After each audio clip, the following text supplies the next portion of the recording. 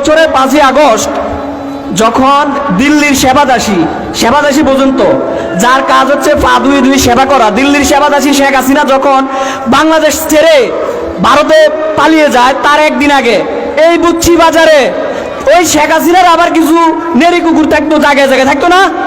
এই শেখ হাসিনার নেড়ি কুকুর এই বুচ্চি বাজারে স্লোগান দিয়েছিল, জামাত শিবির রাজাকার, এই মুহূর্তে বাংলা চার। আলহামদুলিল্লাহ, আল্লাহ তাআলার অশেষ রহমতে জামাত শিবিরে দেশ ছেড়ে যায় নাই, জামাত শিবিরে দেশে আছে। শেখ হাসিনা আর তার এই এলাকার স্থানীয় সাংঘ পাঙ্গরা এই দেশ ছেড়ে চলে গিয়েছে। ওরা ওদের পালের গোড়া শেখ হাসিনা এখন ভারতে। যারা এখানে স্লোগান দিয়েছিল তারা কেউ ভারতে, কেউ কুয়েতে, কেউ কাতারে, কেউ দুবাই, কেউ সৌদি আরব, ঠিক কিনা বলেন? সুতরাং রাজাকার রাজাকার খেলার দিন শেষ। শেখ হাসিনা রাজাকার রাজাকার করতে করতে ভারত গেছে মামুর বাড়ি। নতুন করে আবার রাজাকার রাজাকার সুর শোনা যায় কিনা? আমরা দেখছি শেখ হাসিনা নিজে একটা তালিকা করছে 10,000 রাজাকারের, 8,000ই শেখ হাসিনা নিজের দলের, 2,000 যারা নতুন রাজাকারী শব্দ আবিষ্কার করতেছে তাদের দলের, 37 জন হচ্ছে জামাত ইসলামীর আসছে। আপনাদেরকে একটা গল্প বলি, আমি শেষ করি, ছোট্ট একটা গল্প।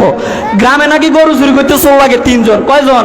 একজনে চুরি করে, আরেকজনে ঘন্টা নিয়ে রাস্তার উত্তর দিকে যায়, আর আরেক চোরে জনগণের সাথে মিশে যায়। মিশি যে ঘন্টা নিয়ে গেছে, ঘন্টার আওয়াজ তো ওইদিকে শোনা যায়, চোর মনে হয় ওইদিকে গেছে, আসলে চোর যাইতেছে দক্ষিণ দিকে। কথা বুঝছেন কিনা? তাহলে সে ওইদিকে বিভ্রান্ত কেন করতেছে? চোর ওইদিকে কেন বলতেছে? নিজে চুরির ধরা থেকে বাঁচার জন্য, আর আসল চোরকে বাঁচাই দেওয়ার জন্য, ঠিক কিনা? ঠিক এমন যারা রাজাকার রাজাকার বলে তারা আসলে প্রকৃত রাজাকার। নিজেদের রাজাকারীদের ঢাকার জন্য সারাক্ষণ জামাত ইসলামীকে রাজাকার বলে। কথা বুঝে আসছে?